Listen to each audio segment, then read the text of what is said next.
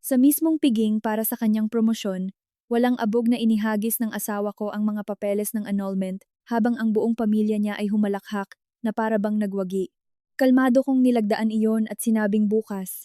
Ako naman ang may mas malaking sorpresa para sa kanilang lahat.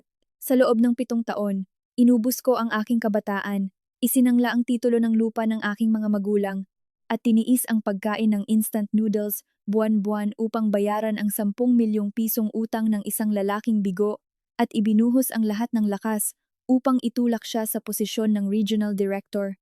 Ngunit ang regalong natanggap ko sa gabi ng pagdiriwang ng kanyang promosyon ay isang piraso ng papeles ng annulment na inihagis sa aking mukha. Sinabayan pa ito ng mapanuyang tawa ng buong pamilya ng aking asawa na nagagalak sa pag-aakalang natanggal na nila ang isang linta na nakakapit sa kanilang kapamilya. Ngunit lingid sa kanilang kaalaman, ang babaeng walang pera na kanilang pinalayas ay ang mismong utak sa likod ng lahat, ang may hawak sa buong buhay pinansyal at karera ng buong pamilya nilang walang utang na loob. 8:00 ng gabi sa VIP room ng pinakamagarang restaurant sa Bonifacio Global City, ang maningning na liwanag mula sa mga kristal na chandelier ay tumatama sa mesang punong-puno ng mga mamahaling pagkain at nagkikintabang mga kupita ng alak. Ngayon ang araw na opisyal na natanggap ni Paulo, ang aking asawa, ang desisyon ng kanyang promosyon bilang Regional Director ng Primero Group, isang higanting kumpanya sa real estate. Inilaan niya ang buong silid na ito para sa mga kamag-anak niya sa panig ng kanyang ama. Nakaupo ako sa isang sulok sa pinakatagong bahagi ng mesa. Suot ko lamang ang isang luma at simpleng bestida na lubos na naiiba sa mga hipag at tiyahin kong nagkikislapan sa suot ng mga alahas at mamahaling tela. Sa loob ng 7 taon, nasanay na akong manatili sa likod, nagtitipid sa bawat sentimo upang si Paulo ay may maipambili ng mga mamahaling suit at makabuo ng imahe ng isang matagumpay na negosyante. Ngunit ang sakripisyong iyon, sa mata ng mga taong walang utang na loob, ay naging isang kababaan. Tingnan mo nga iyang itsura mong gusgusin. Ang asawa mo ay isang direktor, tinitingala sa labas, habang ang asawa niya ay manamit ng parang katulong. Sinadya mo bang isuot iyang basahan mong iyan para ipahiya ang anak kong si Paulo sa harap ng mga kamag-anak, ha? Kung hindi ka nahihiya, ako ang nahihiya para sa anak ko. Ang matinis na boses ni Aling Corazon, ang aking biyenan, ang pumutol sa aking pag-iisip. Nakaupo siya sa sentro ng mesa, suot ang kwintas na perlas na binili ko mula sa ipon ng aking sahod at bonus na tiniis kong hindi gastusin. Ngunit ngayon, ang kanyang mga mata ay sintalim ng kutsilyo kung tumingin sa akin. Biglang tumahimik ang buong handaan at 10-10 pares ng mata ang sabay-sabay na tumutok sa akin na may kasamang mapanghamak na ngisi. Noong si Paulo ay baon pa sa utang, iniiwasan nila kami na parang may sakit na nakakahawa. Ngayong umasenso na siya, naglapitan sila para sumipsip at tingnan ako na parang tinik sa kanilang lalamunan. Nay, iningatan ko po ng mabuti ang bestidang ito. Party po ito ni Paulo, kaya nagsuot ako ng maayos at disente para bigyang diin ang kanyang posisyon. Sa tingin ko po ay wala akong ginagawang masama para pagsalitaan ninyo ako ng masasakit sa harap ng maraming tao. Aba, sumasagot ka na sa akin ngayon? Imulat mo ang mga mata mo at tingnan mo ang anak kong si Paulo. Direktor na siya ngayon, isang taong may posisyon sa lipunan. At ikaw, isang hamak na office worker. Kakarampot ang sahod at laging nakadepende sa asawa. Kung hindi dahil sa pamilyang ito na kumukupkop sa'yo, matagal ka nang namatay sa gutom sa lansangan. Isang babaeng hindi marunong lumingon sa kanyang pinanggalingan, mahirap na nga palasagot pa. Ang mga salita ni Aling Corazon ay parang isang malakas na sampal, nakadepende sa asawa, mamamatay sa gutom sa lansangan. Ang mga kamay ko sa ilalim ng mesa ay nagkuyom ng mahigpit, na bumaon ang aking mga kuko sa aking palad. Noong si Paulo ay malugi, sino ang nagtrabaho ng 3 beses sa isang araw para mabayaran ang kanyang mga utang? Noong si Aling Corazon ay naratay sa sakit, sino ang nagpuyat gabi-gabi para mag-asikaso sa kanya sa ospital? Ako. Ngunit ngayon, binura nila ang lahat ng aking mga sakripisyo nang walang kahihiyan. Tumingin ako kay Paulo, na nakatayo sa dulo ng mesa, suot ang perpektong business suit, hawak ang isang kupita ng alak. Narinig niya ang lahat ng panlalait ng kanyang ina, ngunit hindi man lang siya nagsalita para ipagtanggol ako, bagkus ay may ngiti pa sa kanyang mga labi na tila nasiyahan.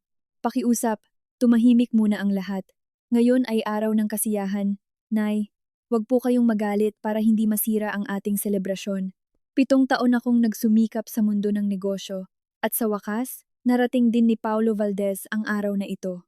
Ang posisyon ng Regional Director ay hindi lamang personal na karangalan para sa akin, kundi pati na rin sa buong angkan natin.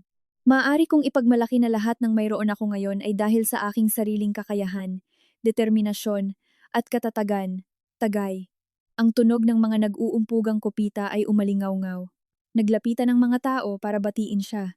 Nanatili akong nakaupo, hindi itinaas ang aking kopita.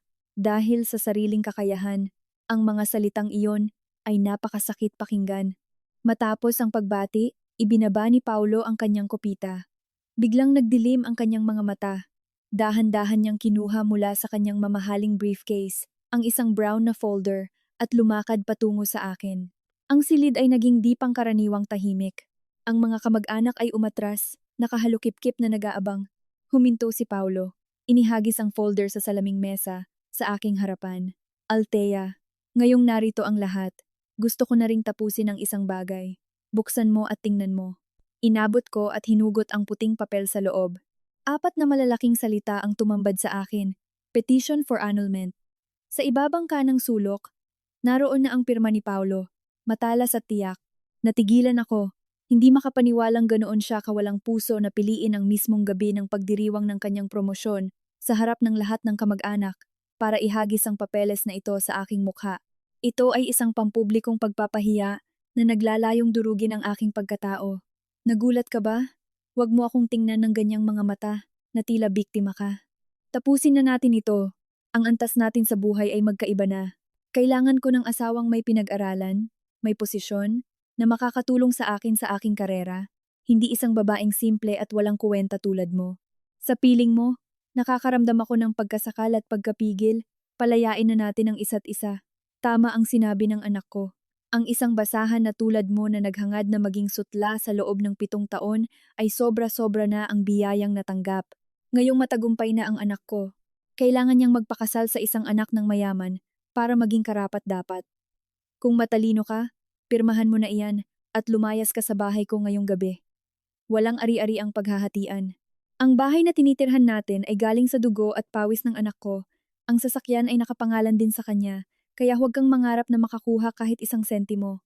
Mahinang tawanan ang narinig mula sa mga kamag-anak. Pinagpiestahan nila ako, nagbubulungan.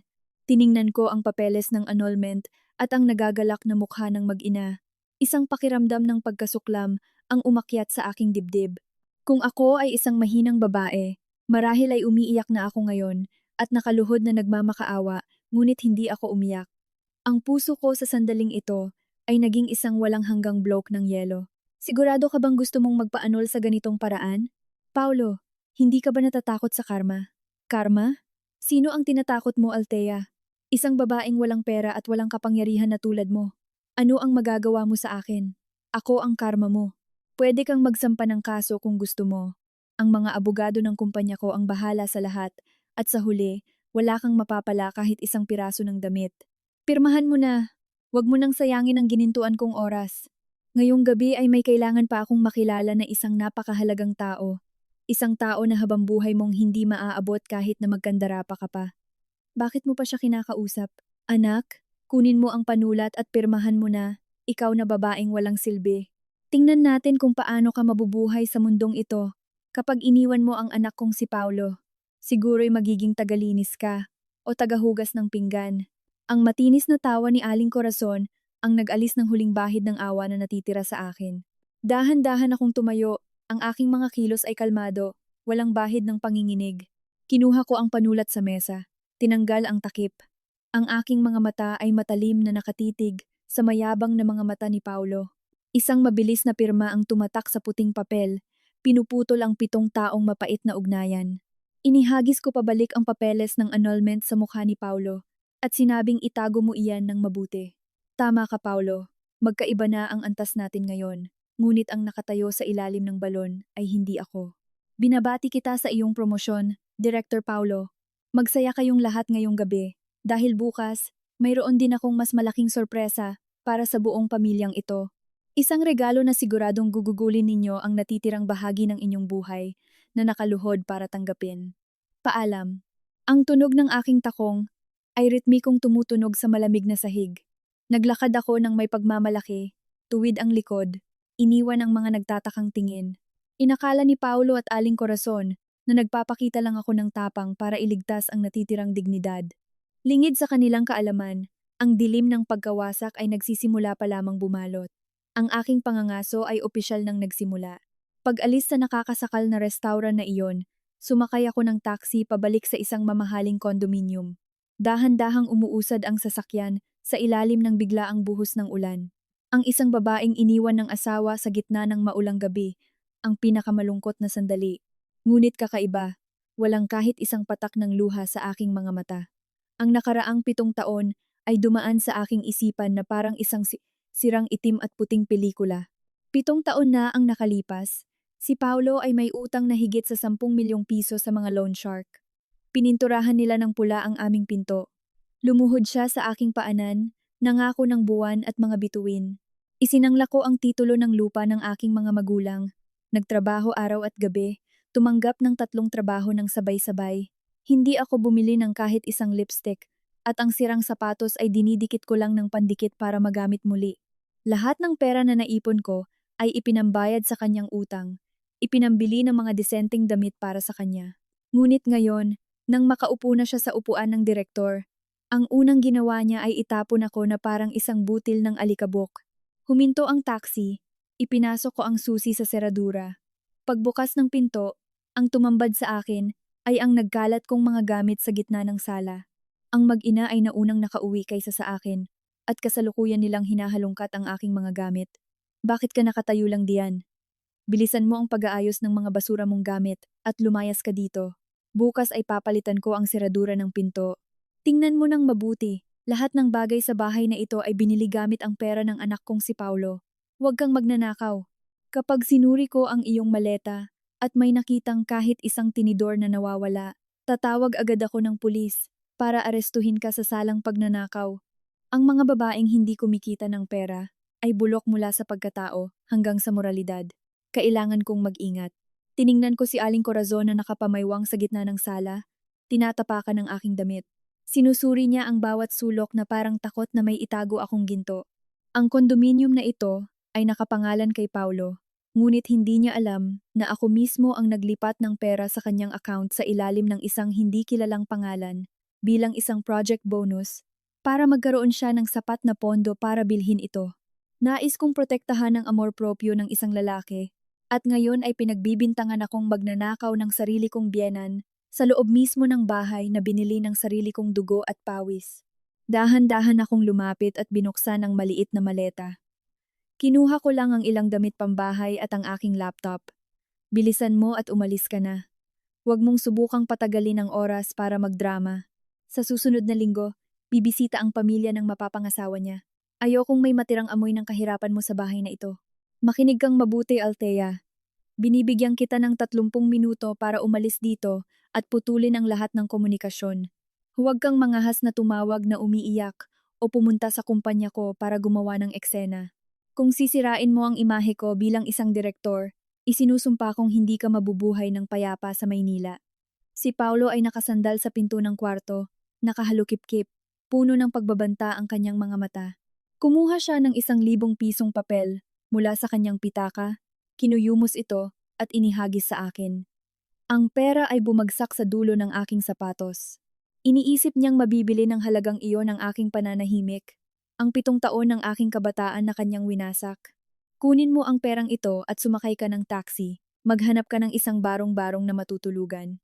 Ayokong sabihin ng mga tao na si Paulo Valdez ay walang utang na loob at hinayaang maglakad sa ulan ang kanyang dating asawa. Ituring mo na itong huling pabor na ibinibigay ko sa iyo. Kunin mo at lumayas ka na. Tiningnan ko ang 1,000 piso sa sahig at pagkatapos ay tumingin sa kanyang mapagkunwaring mukha at bahagya akong ngumiti. Hindi yumuko para kunin ito.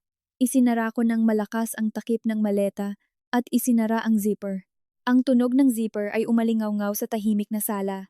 Hinawakan ko ang hawakan ng maleta at tumayo ng tuwid. Pabor? Pinahahalagahan mo ba ang 7 taon ng aking kabataan? Ang 10 milyong pisong ibinayad sa utang mo? Sa halagang 1,000 piso? Paulo, napakagaling mo. Ngunit huwag kang mag-alala. Itago mo ang perang iyan at ipambili mo ng pampakalma. Hindi ko kailangan.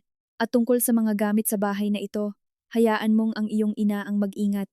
Kahit isang basag na mangkok mula sa pamilya Valdez ay hindi ko dadalhin.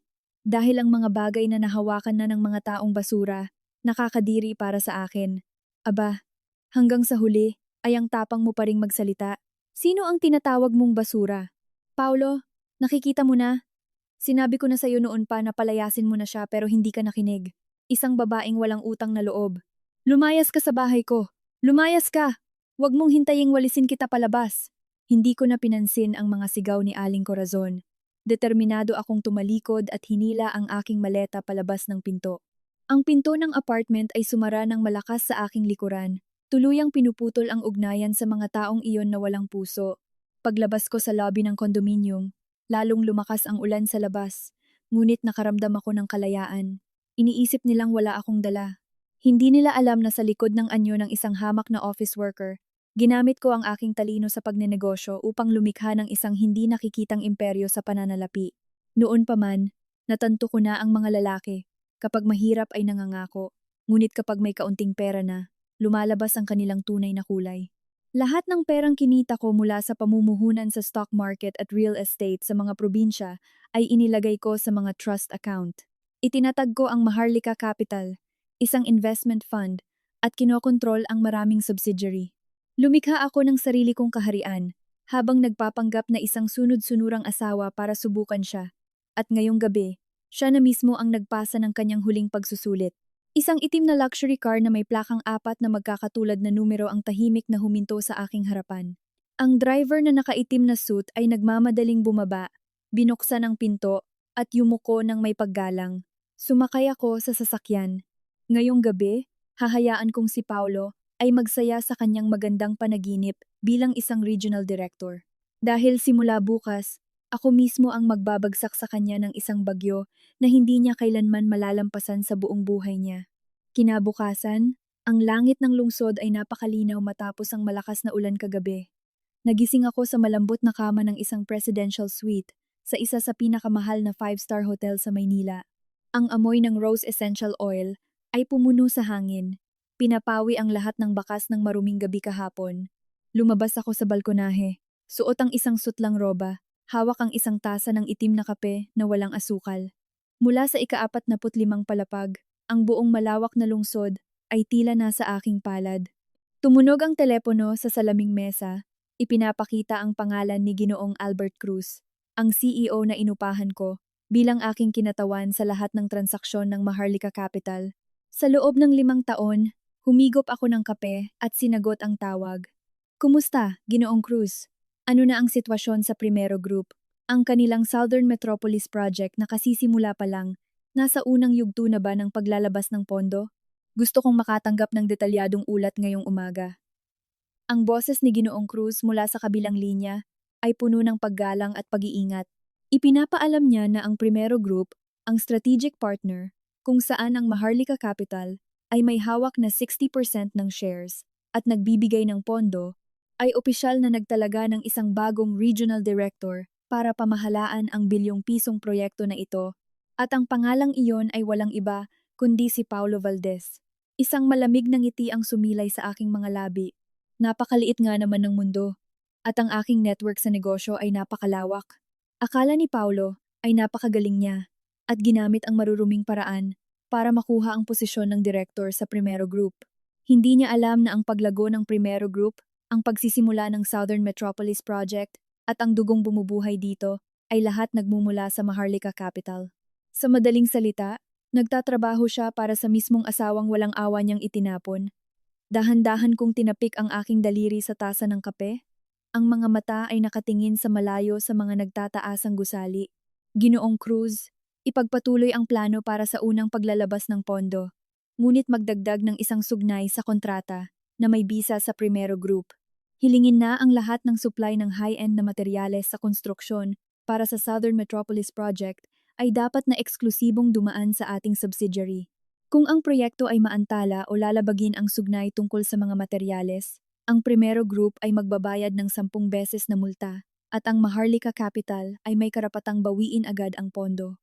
Hayaan mong ang bagong regional director na si Paulo Valdez mismo ang pumirma sa kasunduang ito na personal na mananagot. Maghanda tayo ng isang perpekto at matamis na bitag para sa kanya na walang daan palabas. Pagkatapos ng tawag, bumalik ako sa dressing room. Ang kurtina ng pelos na nagtatago sa aking pagkatao bilang isang hamak na office worker ay opisyal nang bumagsak. Ngayon, hindi na ako si Althea na may lumang bandana, nakasuot ng mga damit na nakasale, at nagmamadaling mamalengke para magluto para sa pamilya ng aking asawa. Binuksan ko ang aparador na inihanda na ng aking assistant. Pumili ako ng isang puting pambabaing suit na gawa sa Italia, kasama ang isang limitadong edisyon na Patek Philippe na relo na may mga brilyante sa aking pulso. Ang aking buhok ay maayos na nakatali, nagpapakita ng kapangyarihan, talas, at isang napakalamig na aura. Lumabas ako ng hotel at ang isang itim na Mercedes Maybach ay naghihintay na sa lobby. Ngayon, mayroon akong shopping trip para i-renew ang aking buong wardrobe bilang paghahanda sa mga paparating na high-level meetings. Naku, ang ganda ng bestidang ito. Paulo, anak, kapag sinuot ko ba itong sutlang bestida, magmumukha ba akong asawa ng isang chairman? Tingnan mo ang presyo. 60,000 piso para sa isang bestida. Sa buong buhay ko, hindi ako nakahawak ng ganito kamahal na tela. Ngayon na direktor na ang anak ko, dapat mong bilhin para sa akin ang buong set na ito, kasama na ang bag na iyon. Kailangan nating magsuot ng mga mamahaling gamit para igalang tayo ng mga tao, para malaman nilang ang pamilya Valdez ay kabilang na sa mataas na lipunan. Pagpasok ko sa VIP area ng isang high-end na shopping mall, isang matinis at magaspang na boses ang sumira sa katahimikan ng tindahan. Huminto ako. Hindi kalayuan sa akin. Si Aling Corazon ay masayang nakatayo sa harap ng salamin, sinusukat ang isang maroon na sutlang bestida. Sa tabi niya ay si Paulo. Mayabang pa rin, ang mga kamay ay nasa bulsa, at may ngiti ng kasiyahan. Namimili sila, nagdiriwang sa kanilang paglaya mula sa akin, upang tamasahin ang karangyaan. Nay, kunin ninyo ang kahit anong gusto ninyo. Ang pera ay hindi na problema ngayon. Sa susunod na linggo, opisyal ko nang hahawakan ng bilyong pisong proyekto ng kumpanya. Ang kita ay dadagsa na parang baha. Ang ilang 10,000 para sa damit ninyo ay barya lang. Mula ngayon, hindi na ninyo kailangang magtipid tulad ng ginagawa ng dukhang si Althea. Malapit ko na ring ipakilala sa inyo si Isabel. Siya ang nag-iisang anak na babae ng chairman ng Primero Group. Kapag napakasalan ko siya, hindi lang ako magiging regional director, kundi ang buong kumpanya ay mapupunta sa aking mga kamay. Sa panahong iyon, kahit bilhin pa ninyo ang buong shopping mall na ito, pwede. Naku, pinagpala talaga tayo ng mga ninuno. Alam kong ang anak ko ay isang dragon, isang phoenix. Ang Althea na iyon ay isang tunay na kamalasan. Sa loob ng 7 taon, pinigilan niya ang swerte ng pamilya. Kagabi, nang mapalayas siya, naramdaman kong naging mas malinis ang hangin sa bahay. Sigurado akong ngayon ay naglalakad-lakad siya para maghanap ng trabahong tagalinis, umiiyak at nagsisisi na nawalan siya ng isang gintong asawa tulad mo. Nararapat lang sa kanya, isang hampas lupang nangangarap. Sa pakikinig sa pagbubuhatan ng bangko ng mag-ina, hindi ko mapigilang matawa ng bahagya. Ang aking tawa ay umalingaw-ngaw sa tahimik na VIP area at agad na nakuha ang kanilang atensyon. Sabay na lumingon si Paulo at Aling Corazon. Nang magtama ang aming mga mata, pareho silang natigilan. Ang mga mata ni Paulo ay lumaki na parang malalaglag. Tiningnan niya ako mula ulo hanggang paa. Tiningnan ang aking eleganteng puting suit, ang aking Hermes Birkin na gawa sa balat ng buwaya, at ang aking mayabang na aura na hindi niya kailanman nakita sa loob ng 7 taon. Napaawang ang bibig ni Aling Corazon at halos mahulog ang bestida sa kanyang mga kamay. Ikaw, Althea, bakit ka nandito? Sino ang nagpapahintulot sa iyo na pumasok sa ganitong lugar? Tingnan mo ang sarili mo. Suot mo ang peking damit na binili mo sa Divisoria at naglakas loob kang pumasok dito para manloko. Hindi ka ba nahihiya na iniwan ka ng asawa mo at nandito ka pa rin? Nababaliw ka ba, Althea? Sinabi ko na putulin na ang lahat ng ugnayan. Bakit ka sumunod dito? Susundan mo ba ako para manghingi ng pera? Binabalaan kita. Ang mga security guard dito ay edukado. Kapag gumawa ka ng gulo, tatawagin ko sila para palayasin ka. Hubarin mo agad iyang mga mumurahing damit mo. Huwag mong sirain ang paningin ko at ibaba ang halaga ng tindahang ito. Ganoon pa rin sila, ignorante at bulag sa kanilang peking kayabangan. Mas gugustuhin pa nilang maniwala na nakasuot ako ng peke at sinusundan sila para manghingi ng pera, kaysa tanggapin ang katotohanang ang babaeng nasa harapan nila ngayon ay isang taong hindi nila kailanman maaabot. Dahan-dahan akong lumapit. Ang tunog ng aking takong ay maririnig sa sahig sa bawat mayabang na hakbang. Huminto ako sa harap ni Paulo, nag-iwan ng sapat na distansya upang ipakita ang aking lubos na paghamak. Tumingin ako ng diretso sa kanyang mga mata. Ang aking boses ay banayad ngunit kasing lamig ng yelo. Director Paulo, napakayaman talaga ng imahinasyon ninyo ng iyong ina. Sundan kayo? Sino ba kayo sa akala ninyo para pag-aksayahan ko ng panahon? Nandito ako para gumastos ng sarili kong pera. At ikaw, ang credit card na hawak mo para ibili ng bestida ang iyong ina. Kung hindi ako nagkakamali, ang limitasyon niyan ay 50,000 piso lang. Noong nakaraang buwan, nagbabayad ka pa ng installment, tama ba? Isang taong namimili gamit ang perang inutang sa bangko, ang may lakas ng loob na turuan ng isang taong may hawak ng black card na walang limitasyon? Nakakatawa. Ikaw, manahimik ka. Saan ka naman kukuha ng black card? Huwag kang magyabang dito. Isa ka lang hamak na empleyado. Ang buwan ng sahod mo ay hindi sapat para makabili ng isang manggas dito. Naiinggit ka sa akin. Naiinggit ka dahil malapit na akong ikasal sa anak ng chairman kaya ka nandito para gumawa ng eksena, tama ba? Sasabihin ko sa iyo, ang posisyon ko bilang direktor ay dahil sa aking kakayahan. Sa susunod na linggo, hahawakan ko ang bilyong-pisong proyekto. Kahit pumutok pa ang mata mo sa inggit, isa ka pa ring malaking zero. Inggit, kakayahan, bahagya akong ngumisi. Ang aking mga mata ay puno ng awa para sa lalaking pilit na pinangangalagaan ang kanyang marupok na kapangyarihan. Itinaas ko ang aking pulso, bahagyang inikot ang kumikinang na Patek Philippe na relo sa ilalim ng ilaw, at pagkatapos ay mahinahong binitawan ang mga salitang tumusok sa kanyang pagkatao. Ang Southern Metropolis Project ng Primero Group, tama ba? Ipinagmamalaki mo na ipinagkatiwala sa iyo ang 1 bilyong pisong proyekto, ipinagmamalaki mo na magiging manugang ka ng chairman. Ngunit Paulo, nasa negosyo ka pero napakakitid ng iyong pananaw. Nalaman mo ba kung sino talaga ang nasa likod ng Primero Group? Kung sino talaga ang nagpopondo? Sino ang may hawak ng kapangyarihang magpasya kung ang proyektong iyon ay magsisimula o hindi? Ipagpatuloy mo lang ang iyong pangarap na yumaman. Ubusin mo ang laman ng credit card na iyan. Dahil malapit mo nang matanto na ang upuan ng direktor na iyong inuupuan, ang bilyong-pisong proyekto na iyong hawak, lahat ay isang perpektong bitag na inihanda ko na. Dahan-dahan mong namnamin, dahil ang laro ay nagsisimula pa lamang. Pagkatapos magsalita, hindi ko na tiningnan ang kanyang mukha na nagbabago mula sa pula hanggang sa puti dahil sa galit at pagkalito.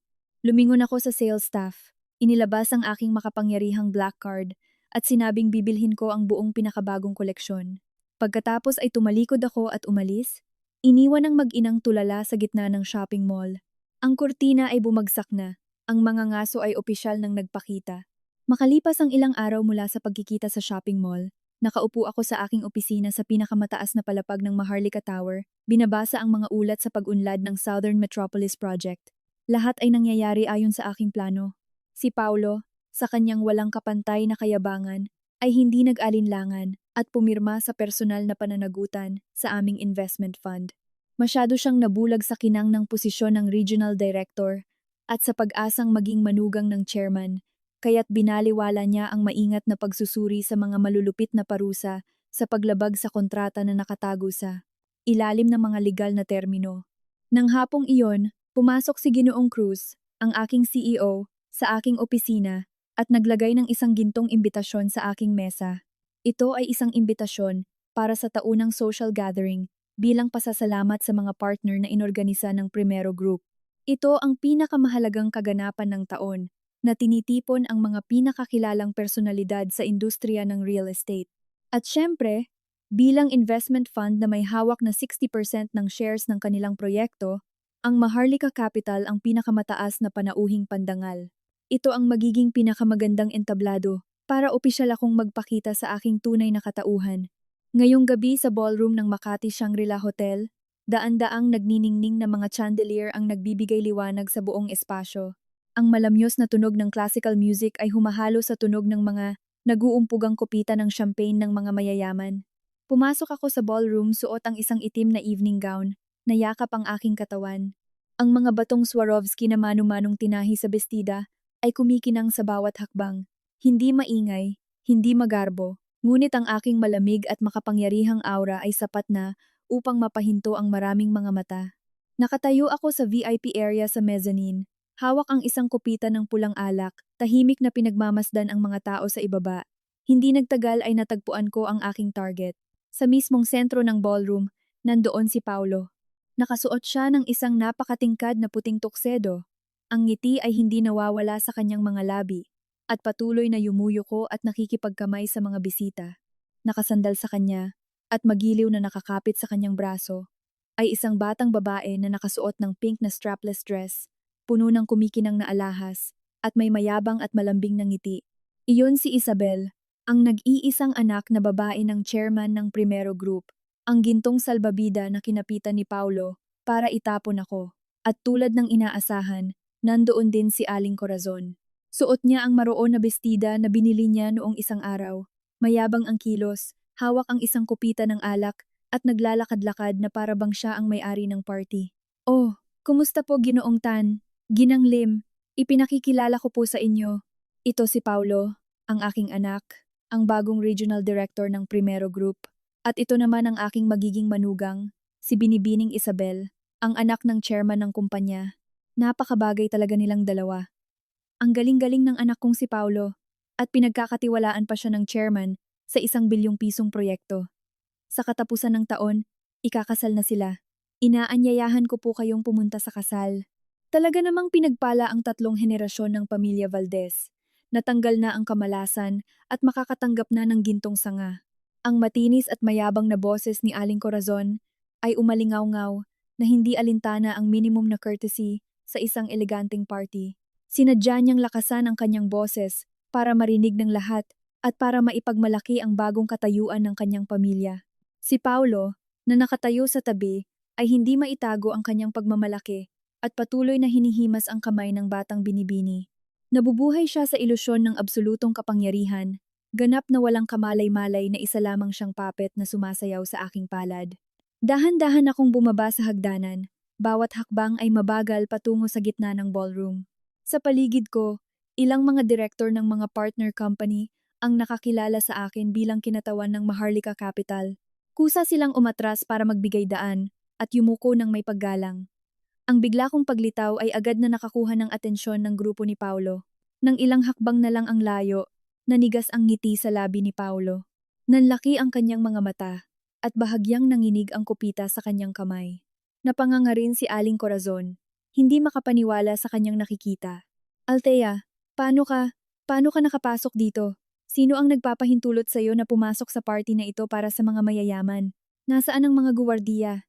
Bakit nila pinayagan ng isang taong walang imbitasyon na makapasok? Anong kabaliwan na naman ang gagawin mo? Alam mo bang party ito ng Primero Group?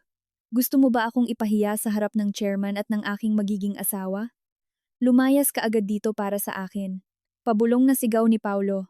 Pilit na pinipigilan ang kanyang boses para hindi makagulo, ngunit ang kanyang pagkasindak at galit ay bumaluktot sa kanyang mukha. Ang kanyang batang kasintahan na si Isabel ay kumunot noo at tiningnan ako mula ulo hanggang paa ng may paghamak. Isabel, mahal, huwag mo siyang pansinin. Isa lang siyang dating kakilala, may problema sa isip at laging sumusunod sa akin para manghingi ng pera. Tatawagin ko ang mga guwardiya para palayasin siya. Wala siyang karapatang makasama sa iisang hangin kasama ang isang ginintuang binibini tulad mo. Ikaw ang anak ng chairman, ang magiging asawa ng regional director. Siya ay basura lamang sa ilalim ng lipunan. Tama iyan, manugang. Ang babaeng iyan ay napakakapal ng mukha. Nakita niyang umasenso ang dati niyang asawa at magpapakasal sa isang mayamang dalaga, kaya't naiinggit siya at pumunta dito para manggulo. Makinig kang mabuti, Althea. Ang anak ko ngayon ay parang prinsipe na ng Primero Group. Hawak niya ang ₱1 bilyong proyekto. Isang pitik lang niya ay sapat na para durugin ka. Saan mo nirentahan niyang suot mong bestida para manloko? Lumayas ka. Bago ko tawagin ang mga guwardiya para kaladkarin ka at i-report sa pulis sa salang panggugulo. Sabay-sabay nila akong inalipusta. Ginagamit ang pinakamasasakit na salita para protektahan ang kanilang marangyang panlabas na anyo. Nanatili akong tahimik, hinayaan silang tapusin ang kanilang katawa-tawang dula. Ang aking mga mata ay malamig na dumaan sa takot, ngunit pilit na nagpapakatatag na mukha ni Paulo at huminto kay Aling Corazon. Isang mapanuyang ngiti ang sumilay sa aking mga labi. Itinaas ko ang aking kamay. Marahang inalis ang ilang hibla ng buhok sa aking pisngi at nagsalita ng mahinahon, hindi malakas ang boses. Ngunit sapat na upang magkaroon ng epekto ng isang bomba. Director Paulo, ang prinsipe ng Primero Group, ang ganda pakinggan ng titulong iyan. Umaasa ka sa anak ng chairman para umakyat sa posisyong iyan at pagkatapos ay ipinagmamalaki mong dahil iyon sa iyong kakayahan. Bakit hindi mo tawagin ang mga guwardiya para palayasin ako? May karapatan ka ba? Sa tingin ko, kahit ang magiging biyenan mo, ang kagalang-galang na chairman ng Primero Group, ay kailangang yumuko ng 3 beses sa harap ko.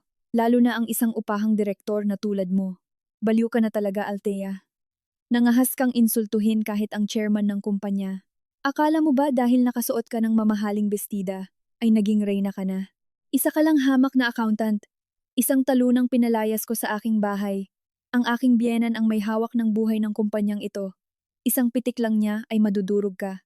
Huwag kang maging arogante dito. Guwardiya, palabasin ninyo ang baliw na babaeng ito. Ang mga security guard ng hotel ay nagmamadaling lumapit dahil sa ingay.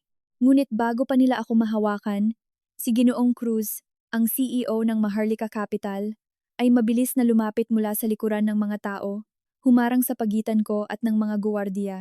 Malakas na nagsalita si Ginoong Cruz. Ang kanyang boses ay malinaw na umalingaw-ngaw sa buong ballroom, na unti-unting nanahimik. Umatras kayong lahat. Alam niyo ba kung sino ang binabastos ninyo? Ito si Chairwoman Althea Di Maculangan, ang pinuno ng Maharlika Capital, ang pinakamalaking strategic partner na may hawak ng 60% ng shares ng Southern Metropolis Project ng Primero Group. Ang pahayag ni Ginoong Cruz ay parang isang kidlat na tumama sa gitna ng marangyang ballroom. Ang lahat ng tunog ay tila nawala. Daan-daang mata ang nanlaki sa pagkamangha at napako sa akin. Ngunit ang pinakakakaibang reaksyon ay mula kay Paulo at Aling Corazon. Ang dalawa ay parang napako sa kanilang kinatatayuan. Ang mukha ni Paulo ay walang bahid ng dugo. Ang kanyang mga mata ay tulala. Ang kanyang mga labi ay patuloy na gumagalaw ngunit walang tunog na lumalabas. Ang buong mundo niya ay gumuho sa ilalim ng kanyang mga paa. Dahan-dahan akong humakbang. Pinapaliit ang distansya kay Paulo. Ikiniling ko ang aking ulo. Tinitigan ang kanyang mga mata na puno ng matinding takot. Ang aking boses ay nagdala ng lamig ng impyerno. Ano na? Director Paulo, nagulat ka ba? Ginamit mo ang 7 taon ng aking kabataan bilang iyong tuntungan? Inihagis mo ang annulment papers sa aking mukha sa gitna ng iyong promotion party para maging manugang ng isang mayaman. Sinabi mong magkaiba na ang ating antas. Oo, tama ka. Ngunit nagkamali ka kung sino ang nasa itaas. Akala mo ang biyenan mo ang iyong langit. Paumanhin, ngunit ako ang may hawak ng langit na iyon, ang bilyong-pisong proyekto na iyong ipinagmamalaki. Ang pinagmumulan ng pondo nito ay nasa aking mga kamay. Tinawag mo akong basura. Kung gayon, maghanda ka. Dahil simula sa sandaling ito, ipapakita ko sa iyo kung ano ang pakiramdam na sinasakal ng basura hanggang sa wala ng daan palabas. Ako ang may kontrol sa larong ito at ikaw ay isang piyesa lamang na malapit ng madurog. Kinabukasan, ang epekto ng party sa Makati Shangri-La Hotel ay yumanig pa rin sa buong industriya ng real estate. Ang balita na ang Maharlika Capital, na pinamumunuan ng isang batang babaeng chairwoman, ang may hawak ng buhay ng bilyong-pisong proyekto, ay mabilis na kumalat. Nakaupo ako sa aking tahimik na opisina, umiinom ng tsaa. Sa pamamagitan ng salaming pader, tiningnan ko ang abalang trapiko ng Maynila. Siguradong si Paulo ay nagpalipas ng isang gabing walang tulog at puno ng takot. 7 taong magkasama. Alam na alam ko ang kanyang pagkatao. Isang duwag na laging nagtatago sa likod ng isang mayabang na anyo. Isang taong handang yurakan ang mahihina ngunit nanginginig na lumuluhod sa harap ng tunay na kapangyarihan. Siya mismo ang pumirma sa personal na pananagutan sa Maharlika Capital. Isang kasunduan na pinaghirapan kong ipadraft sa mga nangungunang abogado na naglalaman ng napakaraming nakamamatay na sugnay. At ngayon na ang oras para anihin ang aking itinanim. Kinuha ko ang telepono at tinawagan si Ginoong Cruz. Ang utos ay maikli at tiyak. Utusan ang legal department na agad na magpadala ng isang mabilis na sulat sa Primero Group. Ipinapaalam ang agarang pagsuspinde ng lahat ng paglalabas ng pondo para sa Southern Metropolis Project. Ang dahilan ay ang Primero Group na direktang kinakatawan ni Regional Director Paulo Valdez ay nagpakita ng mga palatandaan ng paglabag sa sugnay tungkol sa pagpili ng supplier ng materyales. Ayon sa kontrata, kung babawiin ng Maharlika Capital ang pondo, si Paulo, bilang personal na taga-garantiya, ay kailangang magbayad ng multa na aabot sa 10-10 bilyong piso. 15 minuto lamang matapos maipadala ang sulat, ang aking personal na telepono ay sunod-sunod na tumunog. Sa screen ay kumikislap ang pangalang dati kong isinave bilang asawa ko. Ngayon, isa na lamang itong walang kahulugang numero. Hinayaan kong tumunog ito ng 3 beses bago ko dahan-dahang sinagot, inilagay sa speakerphone at ipinatong sa mesa. Althea, anong kalokohan ang ginagawa mo? Nababaliw ka na ba? Ano ang ibig sabihin ng sulat ng pagsuspinde ng pondo mula sa Maharlika Capital? Ginagamit mo ba ang trabaho para sa personal na paghihiganti? Akala mo ba dahil ikaw ang chairwoman ng Maharlika Capital ay magagawa mo na ang lahat ng gusto mo? Ang Primero Group ay hindi isang laruan. Galit na galit ang chairman, tinawag niya ako sa kanyang opisina. Bawiin mo agad ang basurang sulat na iyan para sa akin. Ang boses ni Paulo ay paos, garalgal, at puno ng takot. Pilit pa rin niyang ginagamit ang kanyang dating naninigaw na tono para dominahin ako, ngunit naririnig ko ang panginginig sa likod ng bawat salita. Natatakot siya. Ang matinding takot ng isang taong nasa tuktok ng tagumpay na biglang itinulak sa bingit ng bangin. Bahagya akong natawa. Ang malinaw na tawa ay umalingaw-ngaw sa aking opisina. Director Paulo, napaka-unprofessional mo. Sa pagitan ng dalawang partner na kumpanya, walang ganyang bagay na pagbawi ng opisyal na sulat sa pamamagitan ng isang personal na tawag. Sinasabi mong personal na paghihiganti? Masyado mong pinahahalagahan ang iyong sarili. Sa aking paningin, isa ka lamang langgam. Hindi karapat-dapat pag-aksayahan ng panahon para sa paghihiganti. Ginagawa ko lang ang naaayon sa mga ekonomikong sugnay na masaya mong pinirmahan. Nabasa mo ba ng mabuti ang Section B, Artikulo B ng iyong personal na pananagutan? Kusa mong pinalitan ang supplier ng bakal para sa konstruksyon sa isang kumpanya ng iyong kamag-anak para kumita ng komisyon na lumalabag sa eksklusibong kasunduan sa materyales ng Maharlika Capital. Ang pagsuspinde ko ng pondo ay ganap na naayon sa batas. Althea, huwag kang mag-imbento. Ang pagpapalit ng supplier ay ginawa ko para makatipid sa gastos ng proyekto. Huwag mong gamitin ang maliit na dahilan na iyan para i-freeze ang daan-daang milyong piso ng proyekto. Alam mo ba kung gaano kalaki ang pinsala araw-araw kung mahihinto ang proyektong ito? Hindi ka patatawarin ng magiging biyenan ko. Huwag mong isipin na dahil may pera ka ay kaya mo nang gawin ang lahat. Inuutusan kitang pirmahan agad ang paglalabas ng pondo. Kung hindi ay idedemanda ko ang Maharlika Capital sa korte sa salang pagsabotahe sa negosyo. Idemanda sa korte? Ang kanyang banta ay napaka-immature at kaawa-awa. Isang taong may daladalang kasunduan na magbayad ng 10-10 bilyong multa ang nagbabantang idemanda pabalik ang kanyang pinagkakautangan. Inikot-ikot ko ang gintong pluma sa aking mesa. Ang aking boses ay naging malamig at matalas na parang labaha. Sige, idemanda mo. Ang mga abogado ng Maharlika Capital ay laging handang humarap sa iyo sa korte. Ngunit bago ka magsampa ng kaso, dapat mo munang kalkulahin kung may sapat kang pera para sa filing fee. Director Paulo, paalala lang. Kung sa loob ng 48 oras ay hindi mo maipaliwanag ang transparency sa pagpili ng kontraktor, opisyal na babawiin ng Maharlika Capital ang lahat ng pondo. Sa panahong iyon, ang bilyong pisong proyekto ng Primero Group ay magiging isang tumpok ng kalawang. Ano kaya ang gagawin ng iyong magiging biyenan? Protektahan kaya niya ang kanyang mahal na manugang o agad kang itatapon bilang isang sacrificial lamb para pakalmahin ang mga shareholder? Ang iyong mga personal na ari-arian, ang iyong mamahaling kondominium, ang iyong sasakyan, lahat ay kukumpiskahin ng bangko para sa pagbabayad ng kontrata. Ikaw, napakasama mo Althea. Kahit papaano ay naging mag-asawa tayo sa loob ng 7 taon, itutulak mo ba ako sa kamatayan? Anong mapapala mo rito? Naiinggit ka dahil malapit na akong ikasal kay Isabel, tama ba? Sige, kung gusto mo, kakansilahin ko ang kasal namin. Hindi ko na siya papakasalan. Babalik ako sa iyo. Basta iligtas mo lang ako ngayon, ilabas mo ang pondo para sa proyekto, at agad akong uuwi para lumuhod at humingi ng tawad sa iyo. Althea, maawa ka sa akin. Talagang nasa dulo na ako ng aking pag-iisip. Isang pakiramdam ng pagduduwal ang umakyat sa aking lalamunan. napakasama. Isang lalaking handang ihagis ang annulment papers sa mukha ng kanyang asawa para habulin ang anak ng chairman. Ngayon ay handang itapon ang kanyang batang kasintahan para iligtas ang sarili. Ang kanyang kababaan ay lumampas na sa lahat ng limitasyon na maiisip ng isang tao. Hindi ako nakaramdam ng galit, kundi pagkasuklam, sukdulang pagkasuklam. Paulo, itigil mo na iyang murang drama mo at ipakita mo sa nanay mo. 7 taon na ang nakalipas, iniligtas kita sa kumunoy ng utang. Iyon ang pinakamalaking katangahan sa buhay ko. At ngayon, ako mismo ang humuhukay ng iyong libingan. Bumalik sa akin? Akala mo ba ako ay isang basurahan? Maghanda ka na. Ang hatol na kamatayan sa iyong karera ay napirmahan na. Huwag mo na akong tawagan. Mula ngayon, ang lahat ng iyong komunikasyon ay dapat dumaan sa mga abogado ng Maharlika Capital. Mariin kong pinatay ang tawag, inihagis ang telepono sa isang tabi. Ang unang bagyo ay opisyal nang bumagsak kay Paulo. Nagpupumiglas siya sa kawalan ng pag-asa ngunit ang bitag ay masyadong mahigpit na. Ang Primero Group ay hindi isang charity. Ang chairman na kanyang sinasamba ay malapit ng matanto na ang kanyang magiging manugang ay isang time bomb na nagdadala ng panganib ng pagkalugi.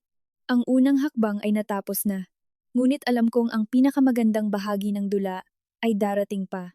Habang si Paulo ay parang nakaupo sa nagbabagang uling, hinaharap ang matinding pagtatanong mula sa Board of Directors ng Primero Group. Si Aling Corazon, ang kanyang sakim at materyosang dating biyanan, ay tila lumulutang pa rin sa kanyang pangarap na maging mayaman. Wala siyang kamalay-malay sa lindol na nangyayari sa kumpanya ng kanyang anak. Para sa kanya, ang titulo na ina ng regional director at balae ng chairman ay isang libreng pass para magyabang at gumastos ng walang habas. Nang hapong iyon, sa pamamagitan ng ulat mula sa aking mga tauhan, nalaman ko ang buong schedule ni Aling Corazon. Inimbitahan niya ang isang grupo ng mga dati niyang kapitbahay, ang mga taong dati niyang pinagkakautangan, sa isa sa pinakamahal na 5-star beauty salon sa lungsod para magpaganda, para lamang magyabang. Binuksan ko ang screen ng CCTV na direktang ipinadala mula sa security system ng salon kung saan mayroon ding shares ang Maharlika Capital. Ang imahe ni Aling Corazon na nakahiga sa spa bed, may 24-karat gold mask sa mukha, at walang tigil na nagsasalita ay malinaw na maririnig. Sige lang, gamitin ninyo ang pinakamahal na serbisyo dito. Sagot ko lahat ngayon. Ang pera para sa amin ng anak ko ay barya na lang. Ang anak kong si Paulo ay napakagaling. Pinamamahalaan niya ang 1 bilyong pisong proyekto at malapit nang maging manugang ng chairman. Naku, kapag naaalala ko ang walang kwentang si Althea, nangingilabot ako. 7 taon siyang naging linta sa pamilya namin, umaasa sa anak ko, nagtitipid sa bawat sentimo. Buti na lang at nagising sa katotohanan ng anak ko at pinalayas siya. Siguradong ang babaeng iyon ay naghuhugas na ngayon ng pinggan para mabuhay. At ako, mula ngayon, magpapakasaya na lang, mamumuhay na parang reyna. Nakaupo ako sa aking opisina. Pinagmamasdan ang nagagalak na mukha ni Aling Corazon sa screen, bahagyang ngumisi ng malamig. Masyado siyang umaakyat, nalulunod sa mga papuri ng kanyang mga matatandang kaibigan, ngunit kapag mas mataas ang inakyat, mas masakit ang pagbagsak. Kinuha ko ang telepono at tumawag sa branch manager ng bangko, kung saan direktang pinamamahalaan ang mga credit card na nakapangalan kay Paulo. Ang utos na i-freeze ang lahat ng kanyang personal na account at credit card ay agad na isinagawa dahil sa isang kagyat na kahilingan na may kaugnayan sa panganib ng pagbabayad ng kontrata. Mga 30 minuto pagkatapos, ang CCTV ay lumipat sa eksena sa cashier ng salon. Si Aling Corazon, taas noo, inilagay ang credit card sa pagitan ng kanyang 2 daliri at inihagis ito sa salaming mesa nang may kayabangan sa harap ng cashier at ng kanyang mga humahangang kaibigan. I-swipe mo na iyan. Magkano lahat? Halos 100,000. Magdagdag ka ng 10,000 tip para sa mga staff dito. Kapag nagsisilbi sa mga mayayaman tulad ko, dapat marunong kayong mag-alaga ng customer. Ang pera ay hindi problema. Ang cashier ay magalang na kinuha ang card at isinubo ito sa POS machine. Isang tuyong tunog ang narinig kasama ng isang pulang error message sa screen. Sinubukan ulit ng cashier. Pangalawa, pangatlo, ngunit pareho pa rin ang resulta. Naging alanganin ang mukha ng cashier. Tiningnan niya si Aling Corazon ng may pag-aalala. Ano? Declined ang card? Marunong ka bang tumingin? Ito ang high-limit credit card ng anak ko, ang regional director ng Primero Group. Siguradong sira ang mumurahing machine ng tindahan ninyo. Palitan mo ng ibang machine at iswipe mo ulit. Nahihiya ako. Anong klaseng negosyo ito na laging sira ang mga machine? Hintayin niyo ako sandali, mga kaibigan. Masyadong mabagal ang mga staff dito. Ngunit kahit anong machine ang gamitin ng cashier, ang card ay nanatiling isang piraso ng walang silbing plastic. Nagsimulang magbulungan ang mga matatandang kaibigan ni Aling Corazon. Nagsimula silang magpalitan ng mga mapagdudang tingin. Ang ngiti sa labi ni Aling Corazon ay unti-unting nawala at ang kanyang noo ay pinagpawisan. Nagmamadali niyang kinuha ang kanyang telepono at tinawagan si Paulo. Pang-5 beses bago may sumagot. Sa pamamagitan ng kamera, nakikita kong nanginginig ang kamay ni Aling Corazon. Paulo, anak, tawagan mo ang bangko agad. Dinala ko ang mga kaibigan ko sa spa. Pagdating sa bayaran, nag-error ang card mo. Tinitingnan ako ng mga staff dito nang may paghamak. Sabihin mo sa bangko na i-activate ulit ang card. Huwag mo akong ipahiya sa harap ng mga kaibigan ko. Bilisan mo anak. May gana ka pa bang mag-spa at gumastos? Alam mo bang malapit na akong mamatay? Si Althea, ang demonyong babaeng iyon, siya pala ang chairwoman ng Maharlika Capital. Ipinag-utos niyang i-freeze ang lahat ng pondo ng proyekto. Kakahagis lang ng magiging biyenan ko ng mga papeles sa mukha ko. Pinapabayad ako ng 10-10 bilyong piso. Na-freeze na ng bangko ang lahat ng aking account, bahay, at sasakyan. Wala na tayong pera, Nay. Huwag ka nang magyabang diyan. Umuwi ka na agad bago pa dumating ang mga kolektor para kunin ang mga utang. Hindi ko direktang narinig ang boses ni Paulo, ngunit sa reaksyon ni Aling Corazon, naiisip ko ang kanyang desperasyon sa bawat sigaw niya sa kabilang linya. Nalaglag ang telepono mula sa kamay ni Aling Corazon, bumagsak sa sahig. Ang buong katawan niya ay nanghina at napaluhod sa harap ng reception. Ang kanyang mukha ay putlang-putla na parang patay. Ang kanyang mga mata ay nanlaki na walang bahid ng dugo. Ang mga kaibigang kanina pa sumisipsip ay nagmamadaling lumayo, iniwan siyang nakaluhod sa sahig. Ang marangyang ngiti ni Aling Corazon ay tuluyang napunit, napalitan ng takot, kahihiyan, at sukdulang pangamba.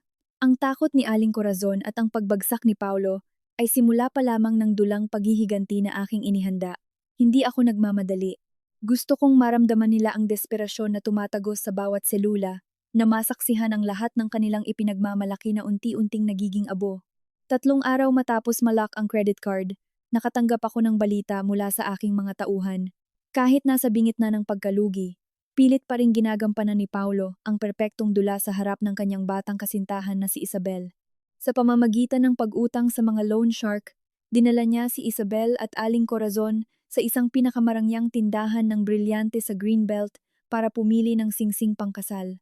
Tila umaasa pa rin sila na kapag natuloy ang kasal sa anak ng chairman, ililigtas ng Primero Group si Paulo mula sa mga utang na idinulot ng Maharlika Capital. Nakakatawa, isang taong malapit ng malunod ay kumakapit sa isang salbabida na ako mismo ang bumutas. Nagpasya akong personal na pumunta doon para ibigay ang huling dagok upang tuluyang puksain ang kanilang ilusyon. Ang tindahan ng brilyante ay puno ng maningning na ilaw, eleganteng disenyo, at katahimikan. Pagpasok ko, agad akong nakilala ng manager. Ang Maharlika Capital ang may-ari ng gusaling ito at ako ang pinakamataas na VIP customer ng chain ng alahas na ito. Sinabi ko sa manager na manahimik at dahan-dahang lumakad patungo sa pribadong VIP lounge. Doon, si Isabel ay nakataas ang kamay, pinagmamasdan ng isang 10 karat na brilyanteng singsing. Sa tabi niya ay si Aling Corazon na walang tigil sa pagsipsip. Naku, ang brilyanteng ito ay bagay na bagay sa kamay mo, Isabel. Kapag suot mo ito, para kang isang reyna. Talagang may mata sa pagpili ng tao ang anak kong si Paulo. Tanging mga maharlikang binibini, na tulad mo ang karapat-dapat magsuot ng ganito kamahal na bagay. Hindi tulad ng dati niyang asawa, na taga-probinsya at dukha. Kahit magsuot pa siya ng tunay na brilyante, iisipin pa rin ng mga tao na peke lang iyon. Pagkatapos ninyong ikasal, bigyan ninyo ako ng isang apo. Ang lahat ng yaman ng kumpanya ay mapupunta sa inyong mag-asawa. Ang tono ni Aling Corazon ay nanatiling mapanuyo at magaspang, bagamat hindi niya maitago ang pagkabalisa sa kanyang mga mata matapos ang pagka-freeze ng kanyang account, ilang araw na ang nakalipas. Ngunit pilit siyang kumakapit kay Isabel. Itinuturing itong nag-iisang salbabida ng buong pamilya. Nakatayo sa likuran nila, bahagya akong ngumiti. Isang malamig na ngiti ang umalingaw-ngaw sa tahimik na espasyo. na nagpagulat kay Aling Corazon. Nang makita niya ako, agad na nagbago ang kanyang mukha, isang halo ng galit at takot. Si Paulo ay nagmamadaling pumasok mula sa labas ng tindahan, pinagpapawisan ang noo. Kakatanggap lang niya ng babala mula sa sistema ng tindahan na naroon ako.